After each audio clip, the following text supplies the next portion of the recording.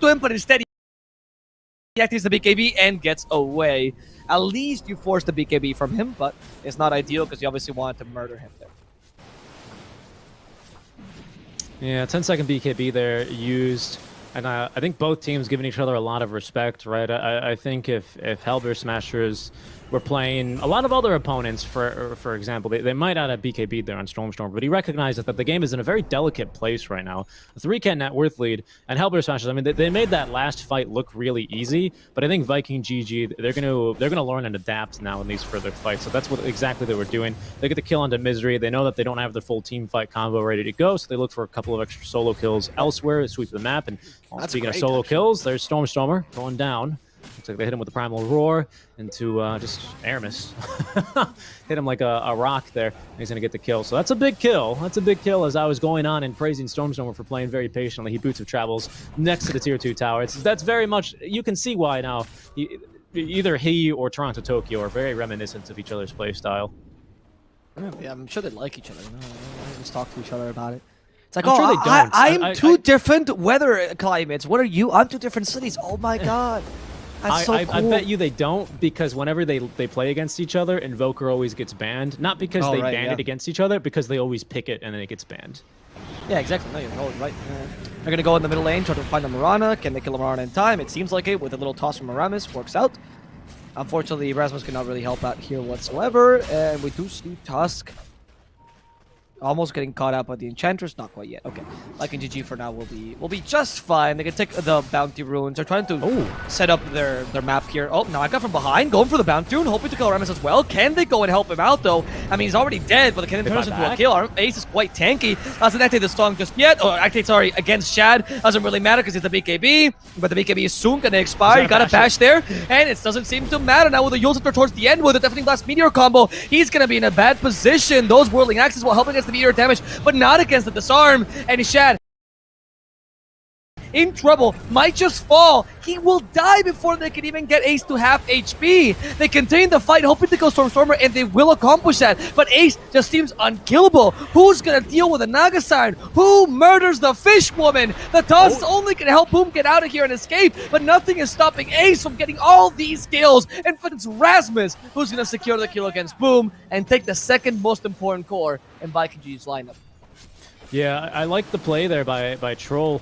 He goes, well, I'm really strong right now with this Basher. I can maybe even get the kill on the Naga Siren if I could just get a bash. If I could just get a bash. Oh no, she's fast. Oh no, my ulti is up and I'm dead. That's kind of how that one went, unfortunately. Song of the Siren, and he was the only one to pre-BKB there, so it was a pretty easy turn. The Ice Well completely ignored, of course, by his BKB, but he still made it work, and the buyback there on Gilgir to make sure they can go for even more. Everyone was dusted in that fight. Aramis tried for actually a really sick save there on the toss, but sadly it was still going to be Rasmus, who was still sticking around in that fight, had full mana, just very little HP to work with, but he knew he was still very, very impactful in that team fight. Great job here by the Hellbear Smashers. This is going to now feed directly into Roshan. They're probably just going to wait for Stormstormer to go, set up some vision, and look for this Aegis number 2, which is going to have Cheese, of course, on top of it.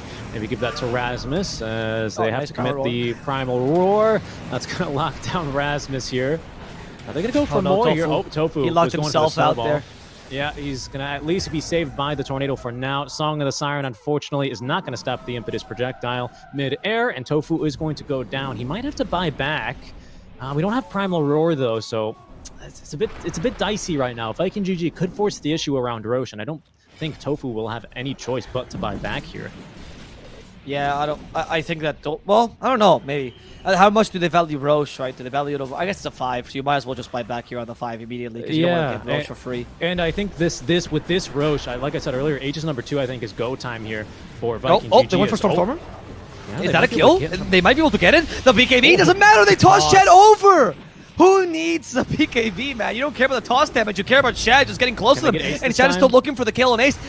They do have Song of the Siren in 30 seconds, but not for this fight. Ice Wall has been set up. Kezu could be in trouble. They go for Rasmus instead. Aether Remnant stops Rasmus in his tracks, but they don't have enough damage to finish him off. They're going on Ace instead. Battle Trance finally activated with the Storm. Now taken away, but he has been stopped by the Tusk, and it seems like Shadow will just fall. Ace might die as a result as well, but the Rasmus Rolling Thunder will save Ace last second. Allow Ace to get away and even put Boom in a bad position. They lost Kezu. They've lost Shad, sorry, and they will now finally lose Boom as well.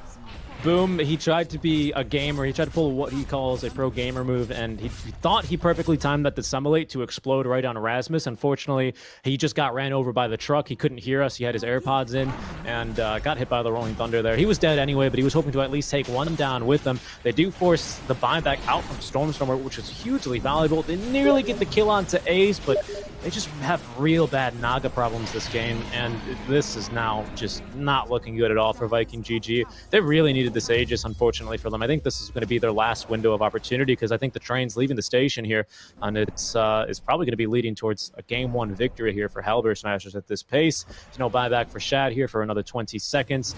We can buy back on, on Boom, but they might need to do it already. Aramis is going to go down here, as there's the Walrus Punch. They do get a toss back, but it's not going to save him.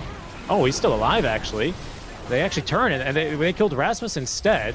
My apologies, I'm not sure what I was watching, but now we clearly see, though, Ace is still able to burst through the tower with relative ease. They will be forced back here, though, now that Shad is alive, and Boom about to respawn. Without Rasmus here for the control, they will not be able to push any further. I feel like we All right, need, that was a huge kill, holy moly. Yeah, can we check Troll's items for a second here? Okay, he doesn't have MKB yet. I think we need MKB on this Troll, honestly. Not just for the mixed damage, but because you just need to be able to pierce through that Butterfly. They almost had Naga, but they kept missing attacks. And a lot of people call Maelstrom like poor man's MKB, and it is not incorrect in that sense. Because it does...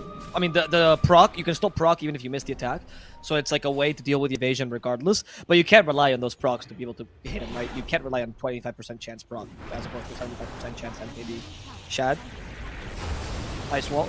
Shad, are you even going to move from here? Oh, what, that meteor? That was a really weird meteor. Ah, the slowest meteor, man. It wasn't even going to hit him. Zoning meteor for what? for Celery who's hiding the trees or something? I guess they assumed that. They have Song right now, so I wouldn't want to fight here, though. Moonlight Shadow, they and do. Scotty now. And MKB coming the way to Naga already. This is terrifying, as there's going to be the E-Blade, or the Ghost Scepter here, at least to try and keep Aramis alive. He's going to get off another Avalanche. That's going to slow his death, but he's still going to go down just the same to Stormstormer. Celery might be next. Reduced attack speed with the Untouchable, but Ace is just a bit too strong here, bringing the friends to be able to nuke through the Enchantress. And now that is going to be two heroes dead without buyback here. Hellbear Smashers poised to go up to high ground now, and they're already spamming their favorite voice line here. Etta Gege. It's funny that they were the guys that muted Puck Champ, but they spam this line much more so. The Ensnare to catch the Troll, they do set up with the arrow, but they don't want to continue. Apparently, Shad's already at low HP, but they just don't want to force it out. It was E-Blade, by the way, not Ghost Scepter. It was E-Blade on Mirana. Really good against Troll. Thank you. And Ace will continue pushing this tower. I mean, you're kind of immortal right now. Seriously, you have Heart Scotty, dude. You have 5k HP. There's no way they're getting close to you. Ace is God. He knows. He's much more farmed than Troll as well, which makes this very difficult for them. And yeah, these racks just fall easily for Ace. He's like, hey guys, can we just... Oh, it's 4k, not 5k. Oh my goodness. Can I just stay here forever? Like, did you see that Alacrity cannon shot? That took like a third of the HP off of the barracks. Of course, it was range racks, though, to be fair. It was range barracks, but still, one cannon shot, man. The difference between melee and range racks is like comparing, you know, Spanish architecture to German, you know, to engineering. Oh, wow. Okay. Careful here, dude. You're about to get Sunstrike by Stormstormer for that one. No. Spanish is the ranged one, 100%. We make buildings quick, dirty, and badly, okay? Yeah, when are you guys finishing that that famous cathedral in Barcelona? When's that one? No, that one is like one of the best ones. You mean Sagrada Familia? Are you kidding me? That one's but it's not like one we're actually proud of. Yeah, but it's not finished. I mean, the dude died, so like we just kind of made it up along the way. Like they keep telling you that, like, oh no, Gaudi had this plan in mind. Nah, dude, the dude died and like half plans, which didn't work out because he didn't consider Barcelona would, you know, change. Very beautiful though. It's a very beautiful cathedral. It is. Absolutely. Don't go inside though. It's really not worth it. It's just a tourist trap. Inside is like meh. Outside is beautiful. Well, just take a picture of it for the gram on the side of the street. But that's what I did too. I actually have never been inside, despite being from Barcelona. In my 18 years, never went inside. Are you even a true Catalan if you've never been inside the cathedral? Nah. I'm just a fake Catalan too. He's a fake one. There's going to be Celery. He's got a Force Staff. At least he got on the ice wall. Ace from the low ground. He's going to set up for the meatball. Aramis. Oh, get out of here, Ench. Get out of here. Don't be But playing you're with still in no a- meteors.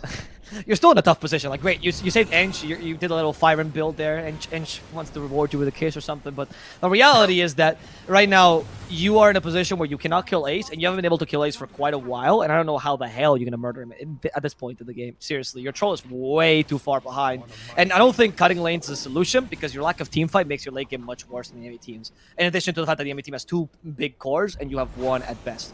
Void Spirit's usually a supporting or utility core. You wouldn't put him as like a win condition.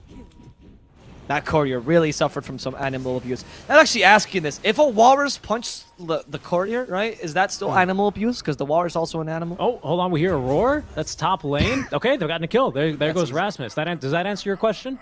Yes, indeed it does. Okay. Thank you for answering that. Yeah, I got you. That was a nice little arrow, and that look at Boom protecting it. But they're not even he's going to bother. protecting his friend. No, it's too risky. Naga Siren, though, is incredibly tanky. She's got Minotaur Horn as well on top of the heart. Minotaur Horn is what, like 10, 20 strength for free, right? It's so much HP. It is 20, yeah, so it's 400 extra HP just for a neutral item, as well as the active it gives you. It's already amazing. And there's a Leveler. He might take Leveler instead, to be honest, because it's not like he's in any danger of dying. Yeah, there's a Leveler immediately for the Riptide procs. And Hellbear Smashers, though, they like to do this. They like a slow, methodical end to their games. I think this is just the easiest way to guarantee yourself victory. They're up 14k now, pushing 40 minutes. There's a play from behind, though, as there's Celery. Says hello to Gilger. There's Avatos now onto Aramis. Yule Scepter, they're going to dodge a bit of that damage. Tornado out from Stormer on the low ground, as they have now committed the Song of the Siren. They're without Aramis. They're without Misery as well still. Rasmus, sorry.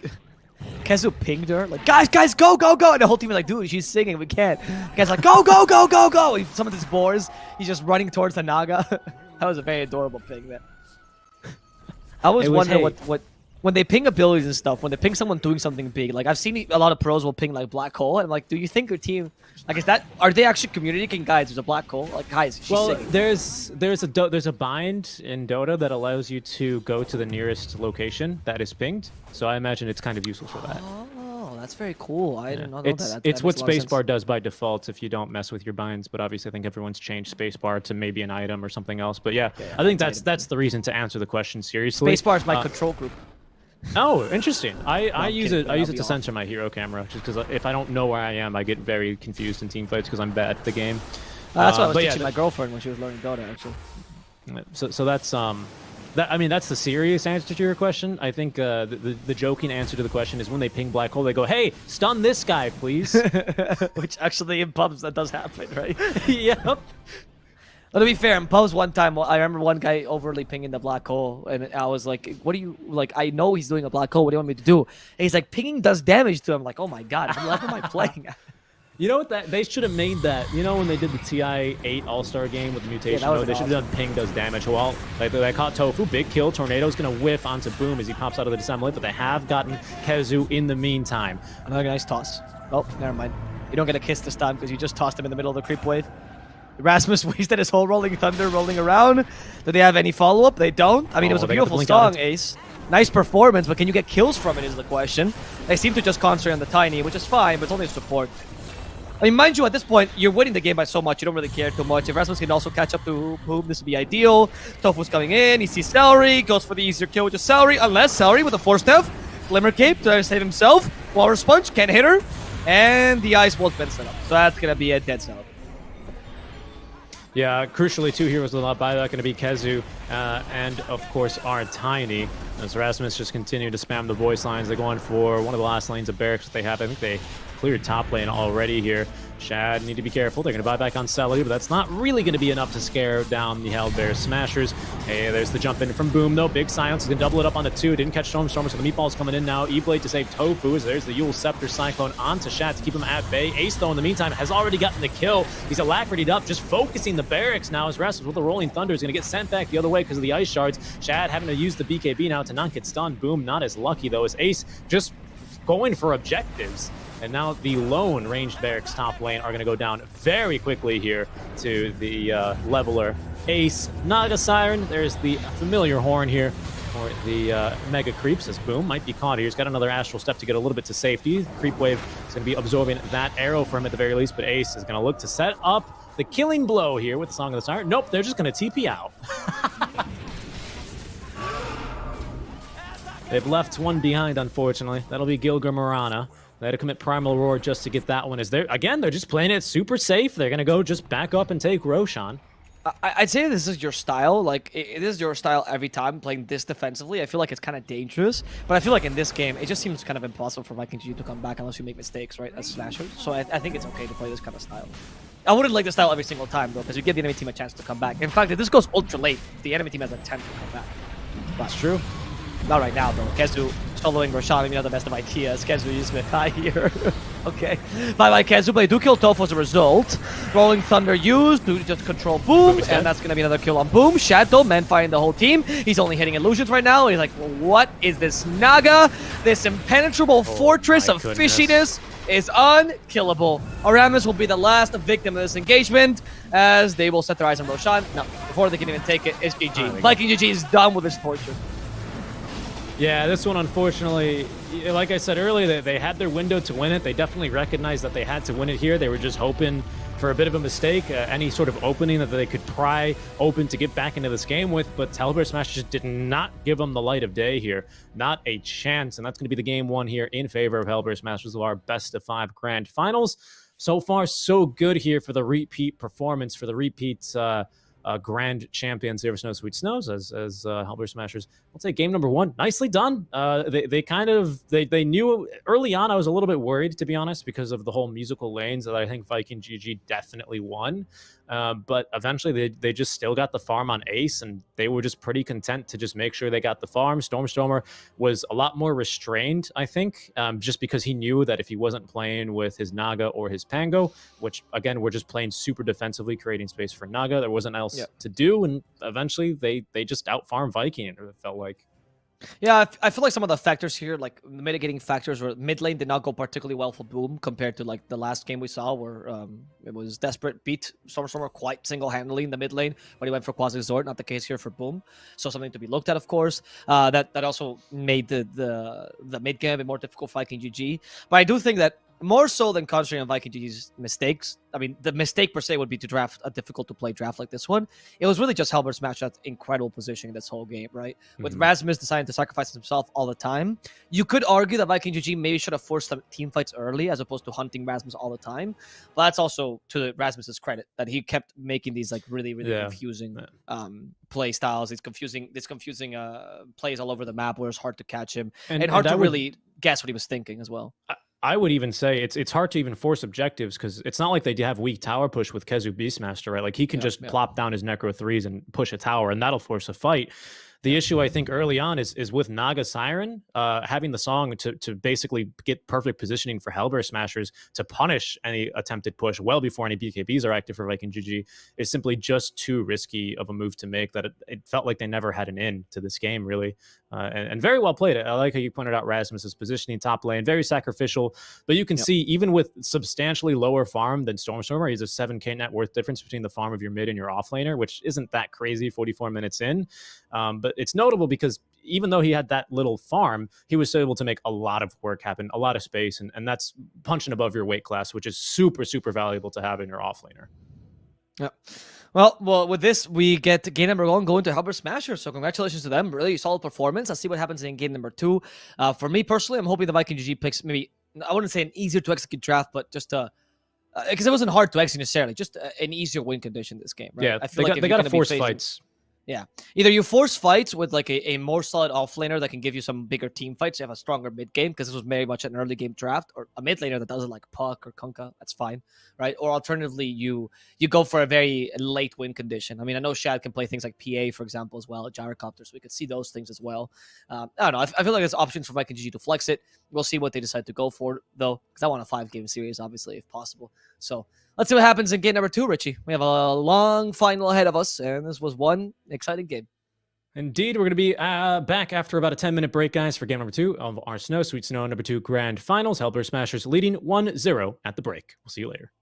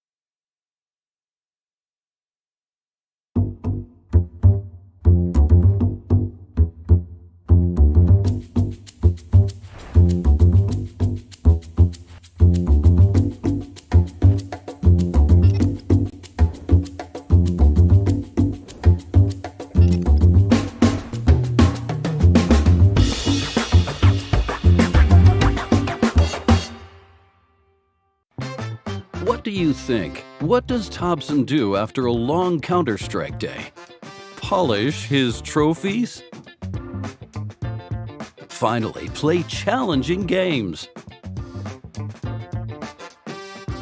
Or does Thompson do the accounting for big? Wrong. Thompson is browsing on skinbaron.com.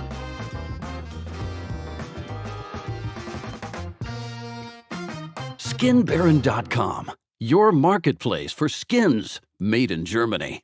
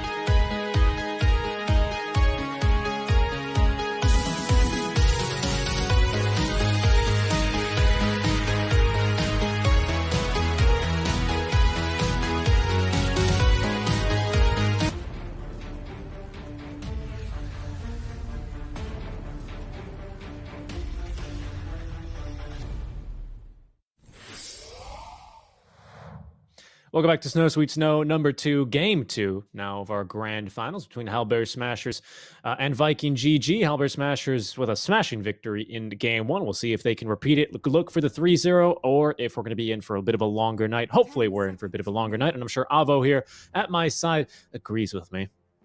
5 seconds remaining. Virtually at my side, of course. Radiant team pick.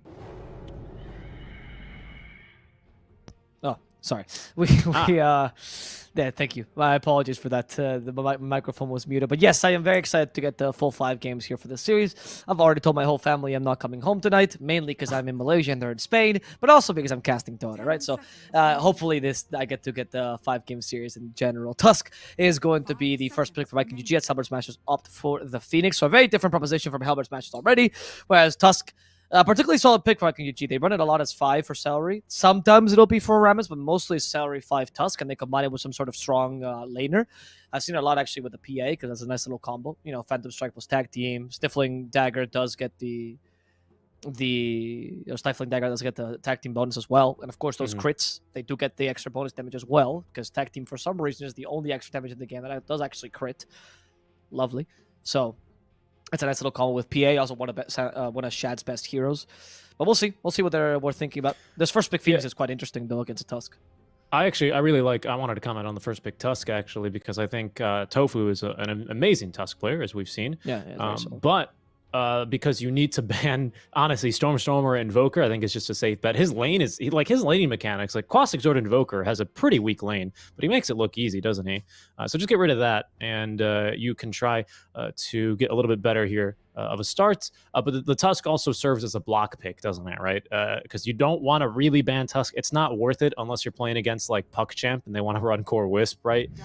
Maybe Viking GG thinking about doing the same here, but no, they're going to go with the Willow instead, and they're going to open up with their 2 supports right now. But granted, one support is very strong versus the Phoenix's Willow with a pretty respectable attack animation and speed.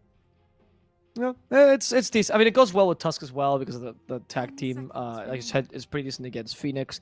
But of course, the Phoenix here is picked mainly because a Phoenix against Tusk is very solid in lane. If you pick a 5 Tusk, part of the whole point of this hero is that you're one of the few 5s that will solidly win his lane, right? Not undying style, but it's kind of the same idea and combines well and also brings kill potential. But Phoenix, of course, with a attack speed reduction, makes tag team kind of a moot point. So that's part of the idea behind the Phoenix versus Tusk. I feel like Willow doesn't really make up for it, but I'm very excited to see Rammus Willow. I didn't mention it as one of his better heroes. However, because you pick Willow and Tusk, actually, there's a good point that Hellbear Smashers notices. You have no longer a Hexer, because Shadow Shaman Lion both supports, right? So now the puck can be picked relatively freely, honestly. I mean, you can still pick DK or something, but if Hellbear Smashers is smart here, now you just ban the DK, you might even ban the Doom here, depending on if you think they're going to play it or something, and you just get rid of all the puck counters. Pretty much. Probably get rid of definitely the DK. I think the game's a little bit too easy for you because then you just sit in lane, and when puck goes and ganks, you take her tower. When it comes back, you stun it and kill it, and yeah, it's a bit difficult. It's not as good as a Hex here, the Dragon Tail, but because it's instant, sometimes you can get the jump on a puck with a Blink Dagger on a mid lane DK. As we are going to get into the bans here. Of course, Hellbear Smashers, if they're going to ban DK, they're either going to ban it here or they're going to use it for the last ban, because you can kind of play a little bit of mind games where you go, oh, well, you think we're going to let the DK through, so maybe Viking GG waste a ban protecting or doing something for the DK, right? When instead it's going to be banned all along for Hellbear Smashers, because you'd rather not waste a ban if you don't need to. Maybe Viking GG, for some reason, ban the DK themselves, for example. I doubt it. But this is the ban that Hellbear Smashers are going to have to think a little bit more on. It'll be the Jug, so just another Phoenix counter. Luckily for them, they know that this is the support duo almost certainly. So any core ban is going to be worth Dire team plenty ban. here. So, I mean, you still have the DK as an option here, though, for help. So far, I expect it to be banned here, to be honest. Me too. I think it's but, too For risky. now, I would agree, but for now, it's still in the pool, right? Hellbear Smashers has not bad any of the puck counter. I mean, I guess Storm to some degree can be considered a puck counter, 10 seconds but not remaining. really. So I'm surprised. I mean, if you look at the DK, there's still options. 5 Kunkka seconds and remaining. Doom are still good options. The thing is, Doom and European teams mid. I don't think a lot of European teams play it. Western European teams play it mid. There Yeah, we go. nice DK. So maybe they're not really confident with that. I still think Doom is a pretty valid option, though.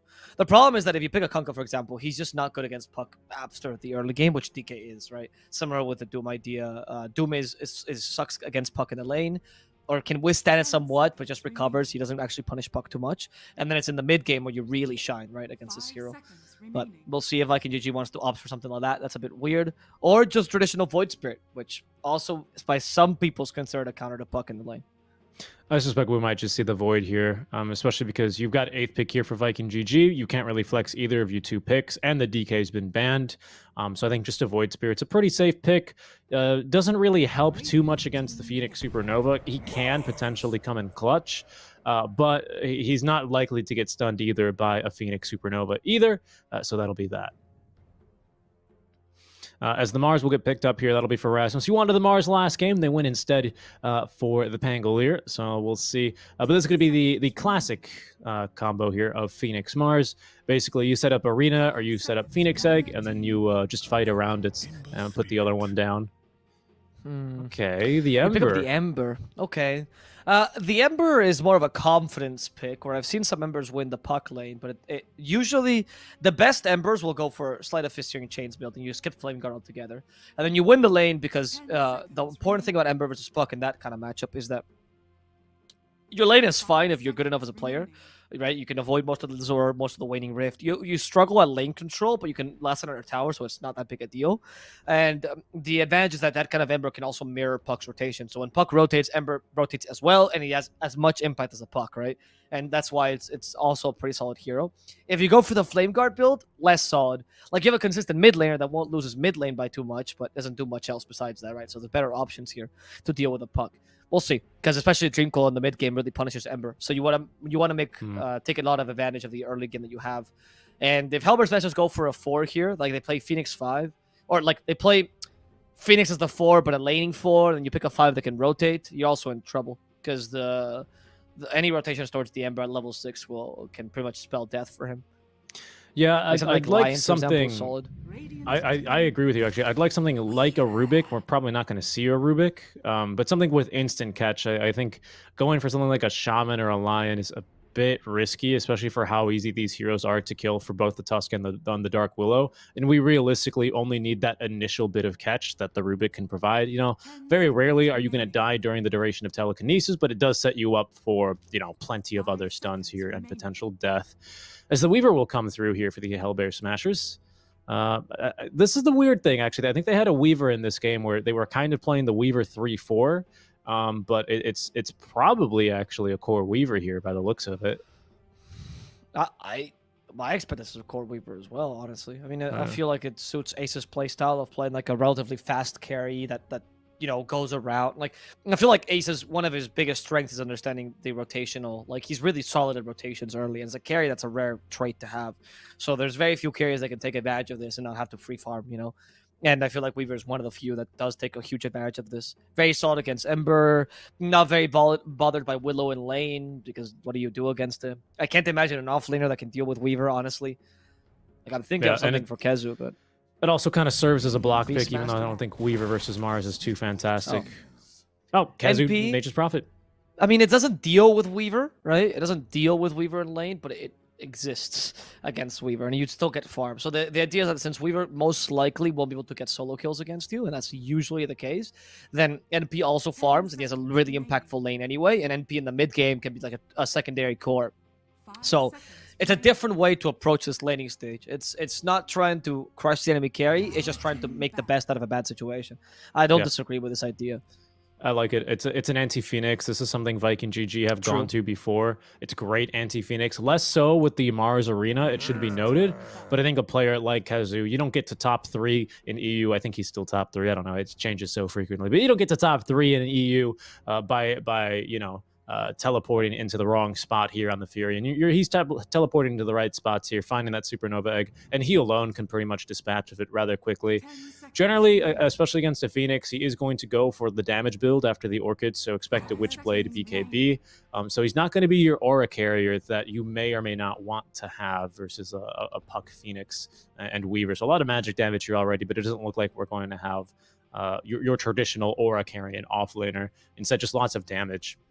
It's a bit scary if it falls behind because, of course, the Puck can hunt him relatively well. Mars destroys trees and he can hunt the NP. Phoenix, even with Icarus Dive, can be useful just to scout him, but doesn't carry a stun. And we're going to probably last pick a support that's going to be really great at hunting a Furion as well. That might be able to try and make his laning presence a bit more difficult. I'm trying to come up with a hero that can do that while also having catch. You know who I kind of like here, even though it's a really weird pick, is the Lich for Hellbear Smashers. Okay. Yeah. I think Lich is actually pretty solid, but if you can go for something a bit more normal, Grimstroke. Grimstroke's nice. The reason I say Lich is because he does have instant catch on Sinister Gaze for Ember. He slows down Furion's push greatly, so you don't have to commit more than one hero to defend with the Frost Armor. And then the Magic Burst is nice from him. Yeah, but you can just Stroke of Fate to clear the lane. You can Inkswell to set up for the Weaver, and you also have the Soulbind. So that's my counter offer. But what are you using for Soulbind here? Literally none of these heroes have a single target. Soulbind the Ember, and then you just hope that Ember goes into your hero. That's I mean, I guess, right? Like, that could work. You're right. That could work, but I like the idea of the Sinister Gaze to set up for... I mean, the Grimstroke's fine, too. The thing with Grimstroke is it'll win the lane versus the NP, so it's got that going for it. There's another NA favorite. The Clinks will come through. Not NA favorite, just 4Zoomers. There's no other team in NA that plays it. Fair. But 4Zoomers plays a really mean killings. That's true. Sandboy was very sad, though, because he got nerfed unnecessarily, to be honest. But I feel like this is quite a good game for him, right? Strafe is really good against ranged carries, particularly heroes like Weaver, who can't really get close up and personal, because if he does, he is going to die. Oh, first Klink split in the whole tournament. Not surprised, actually. This hero is really rare. Against Weaver, you have a really good matchup. You're pretty solid against Puck for some more reasons. Of course, the Dream Coil can punish you, but if you're in range for a good Dream Coil, then you're already screwed. And you're amazing against Phoenix for obvious reasons as well. Oh, they end up picking a Beastmaster, which shows it's probably Mars mid, Puck 5, which is interesting. Not a bad idea. Puck 5 is... Oh. Nope. Mars 5? Mars 5. Mars 5. Okay. I'm also digesting this one, so I'll waffle a little bit for you here. No, don't waffle. It's fine. We can take a moment to think. It's like, you know when you go to a job application and they go, no, take your time. Don't rush this question. And the question right now is, why is Mars 5 here? Like, I don't mind Mars 5 in general. I think it's an okay pick, but I just don't... To avoid the Klink's lane? Oh, because Klink's Tusk might be able to kill you? That doesn't seem that bad, though. I mean, I think it's a good pick here. I mean, really, the biggest reason you want Tofu on Mars this game is basically just to set up for Gilgir, Phoenix, Supernova. Because right now, the team fight for Viking GG is almost non-existent, right?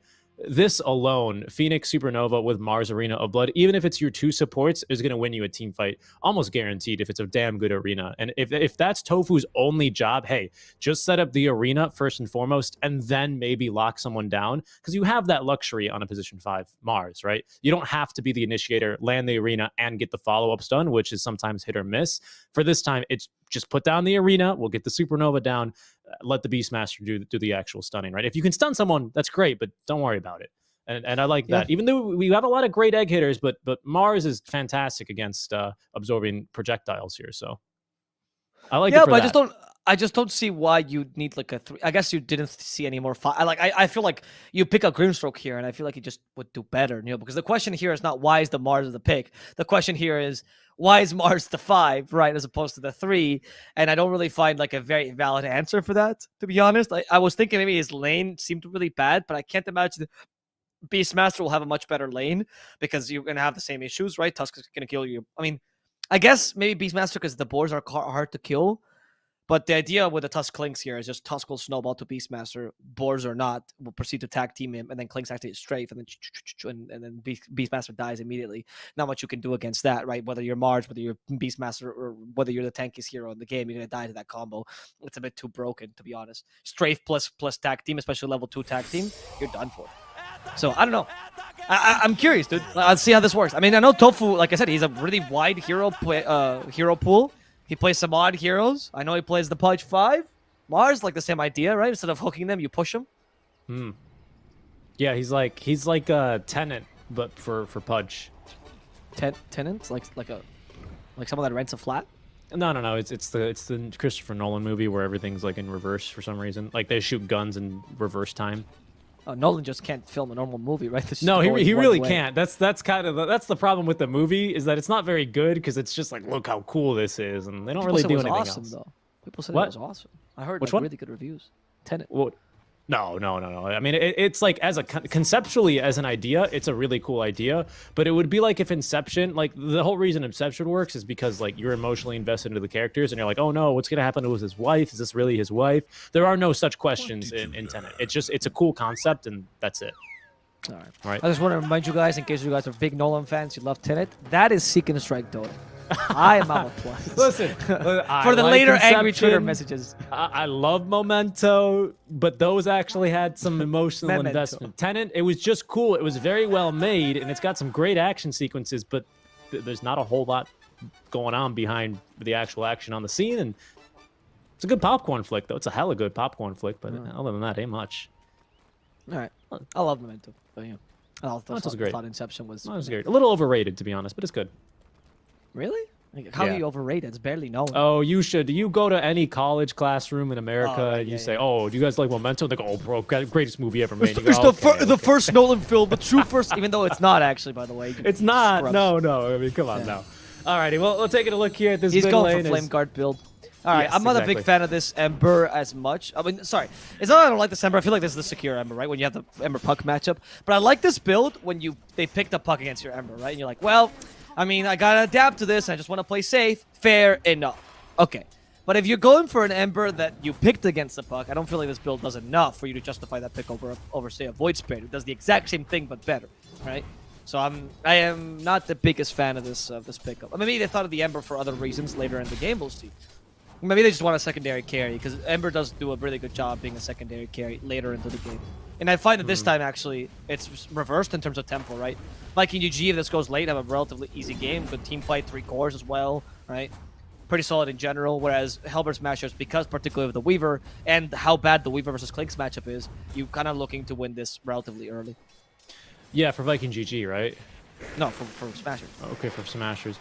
Yeah, I mean, I'm saying relatively early in the sense that you're looking to win this like within, minute 40 or so. I don't know. How would you... This is like a little bit, I think, too YOLO, and, all the eggs into the early game basket, which, of course, you don't really want to be doing. You have to, at least with your builds, keep in mind a possible contingency plan. But what are your opinions on something like Orb of Corrosion into Desolator for Ember? Because you got so much minus armor on your team and so much right-click that I think you could just melt anyone. I like Desolator. I don't think the Orb of Corrosion is necessary. If you're going to go for Desolator, go for Desolator, right? I don't think you need to go for the Orb. Because I feel like, Orb is a whole 1,000 gold, which Ember is not going to farm that quickly in the puck lane. Right? True. So I feel like it's just much better to go. You went for the consistent build, so I think Desolator is fine. Here they go. There's the tag team without Strafe, by the way. It already deals so much damage. Yeah, and that's with the help Strafe. of the Spirits. Yeah, I was about to say. Oh, it was the Spirits that took away Strafe. Yeah, okay. Level 1, but yeah, that's still just so much damage, and this is why you like to pick the Phoenix versus this lane. I think this used to be played in the off lane by 4 Zoomers like last December, right, or something like this duo actually. What, Tusk Clinks? No, Tusk. they just started as carries as well. Okay. It was still like it was aggressive sometimes, like aggressive dual lane or something, but it was still carry. Yeah. Yeah, it's always Sandboy that plays that hero. He loves that hero particularly. And it is a good combo. This combo since the infection, since Tusk and Clinks got added to the game, they've finally made Clinks normal with Strafe and everything. It's been a solid combo, right? It's just not very well played because, well, honestly, if you're not a Clinks player, you never even consider this hero, nor do you touch it, right? Because especially as a carry, you dread his attack animation. It's like you get nightmares about his attack animation. Slowest thing in the world. It's pretty bad. It's like always having Lina without having the ability to skill worse. Fiery Soul. It's even worse though because it takes forever to charge the arrow. Your base attack damage is worse. Like